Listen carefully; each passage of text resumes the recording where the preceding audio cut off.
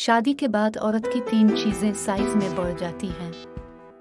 1 शर्मिला का साइज, 2 पस्तानों का साइज, 3 पेट का साइज। औरत इस मर्द से कभी भी मुतमिन नहीं होती जिसकी 2 चीजें छोटी हों। 1 जिसकी सोच छोटी हो, 2 जो अमीर होने के बावजूद कंजूस हो। मर्द की 2 चीजें औरत को बड़ी पसंद होती हैं। 1 मर्द की वफादारी, 2 मर्द की दौलतमंदी।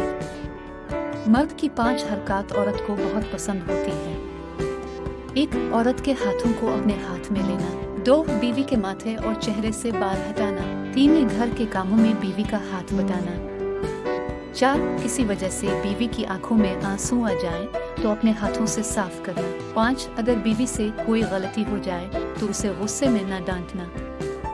बीवी के साथ ज्यादा तेजी से हमबिस्तरी करने से इसको एक नुकसान हो सकता है। औरत की बच्चादानी को नुकसान हो सकता है।